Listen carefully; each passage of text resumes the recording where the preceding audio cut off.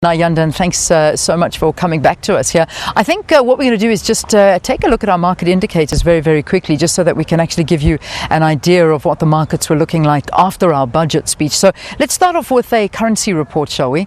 And looking at the currency, I know during the actual budget, we found that the minister was somehow, for some reason, the markets weren't enjoying it. So they started responding quite negatively towards the budget speech. But the minister just saying, you know, markets have their own ideas, I suppose. All right. Well, I think leave it to you to go through the market indicators. I'm not sure if we're going to get them up here at the moment. But who I have got with me and who we can talk to is our Auditor-General himself. And it's such a pleasure to be joined by Kimi Makwetu, who is, of course, our Auditor-General, who was in the breakfast listening very closely to this budget. Good to have you. Welcome. Thank you very much, Leanne, and good morning. All right. Your first reaction towards the budget, what did you think? Leanne, for me, I think there was one thing that captured my attention in the minister's opening comments, and that was to do with the fact that this budget relies on very good public institutions with strong governance, as well as a private sector and public sector that promotes good values of honesty and fairness. And if you think about it, with 1.3 trillion rands to spend, there's too many people involved in the system, and the level of quality of expenditure needs to be enhanced. Yeah. One of the very big issues that was spoken about is that wastage. Big wastage of money, and that's something that you're always battling with. Were you happy with some of the plans put in place to try and cut back on spending? I think the minister is trying very hard with regards to the area of supply chain, Leanne. As you know, we often pay attention to this area. In the area of supply chain, there's so many opportunities to save costs. Only if the public servants, as well as the leadership in the public sector, could start thinking about the budgets in their care as if it was their own money. And this was the only thing they had left in order to ensure that they survive. And I think if we start looking at it from that angle, we could exploit quite a number of opportunities. And I think there are already some steps that the Central Procurement Office, we are told, has already undertaken in the area of education and supply of learning materials and such like things, where you're starting to see the average cost per learner is starting to come down once the central systems are tightened. Yeah, I mean that's something you were also talking about, is the fact that there are so many things in place to cut all of this. I mean, unnecessary travelling, unnecessary spending, bringing big delegations with all the ministers and things like that. And those are very, very big issues that affect everything. I mean, there's a repercussion on every industry. So perhaps this is the start of many, many different changes coming about. Certainly, if you look at the Section 195 of the Constitution, it enjoins all of us to try and spend government money effectively and efficiently. And one of the things government has invested in over the years is technology. And I think that if you look at technology and how technology can be put to best use, a lot of the people who are employed in government, who are part of the workforce in government, could start delivering some results without having to increase the headcount. So those are some of the issues that need to be confronted with deliberate intention to take out costs, but also to improve the experience of delivery. Because ultimately, when all of these services are bought, when all of these goods and services come from the private sector, there's got to be a meeting of the minds to say that we don't just buy because you are proposing it to us, we buy it because it is necessary towards the achievements of the government objectives in general.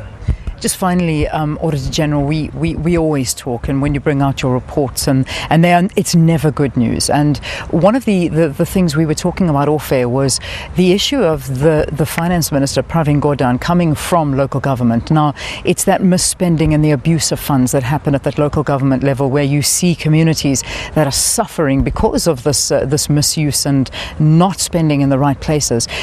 Do you think that bringing in this experience now into the finance department is going to make a big difference in terms of service delivery and the apportioning of funds thereof? I think it's the best thing ever, Leanne, for us to have Minister Gordhan in this position. And if you look at the role that he played when he introduced back to basics in local government, it dovetails well with the kind of plans that he has introduced in this budget. And certainly because they work as a collective team, and I'm sure that as he works forward with the current minister, Des van Rooyen, who is the COGTA minister, we will start seeing some elevated focus, especially in the area of good financial management, but also putting the right people in the right positions so that all the decisions that are taken are adjudicated and taken with the best interest of the citizens at heart, because ultimately when all of these monies are transferred, they normally find their way into local government, whichever way you look at it. Schools are based in local government area, the clinics are based there, and all manner of other social grant and other services are based in local government. So I think we've got a good mix, and I think the potential is great if we translate the things the Minister shared with us. Auditor-General, thank you. Thank you for your time. Thanks for talking to us and making us feel quite positive this morning. Thank you very much, Leanne. All right, let's take a look at those market indicators. I promised them to you just to give you an idea of the reaction to the budget. And here we go. Let's start off very quickly now with a look at the currency report. So 1561. Now, the reality is that the currency was sitting at around about the 1520 level just before we heard the budget speech. So it did deteriorate quite substantially. But let's see what happens hereafter, after the market does I suppose, digest all of that. Now, also the pound, 21.74 is where the rand is at. The euro, 17.18, and against Botswana's pula, R1.40.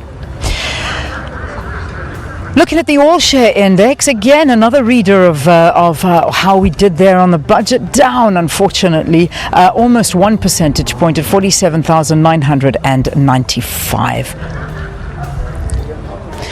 Let's move over to what's happening in Europe at the moment, and we'll get a sense of some of the issues affecting European markets, and it's not looking too positive either. We've got the FTSE in London at 5,867, the DAX 9,167, and the CAC down as well, 4,155.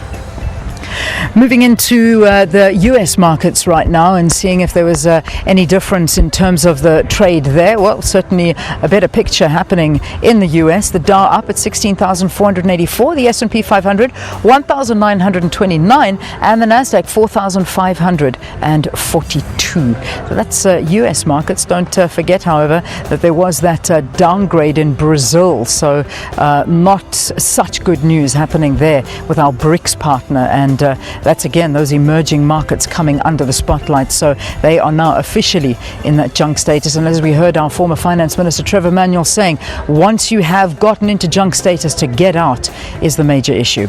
Asian markets now. The Nikkei's up 16,027, the Hang Seng down 19,111, the Kospi higher at 1,922. Right, let's round up our markets now. We'll take a look at commodity prices. Again, something very, very closely watched in terms of the South African economy. $1,233.40 an ounce is what gold's at. Platinum, $942.70 an ounce. Brent crude strengthening there since yesterday. It's now at $34.28 a barrel.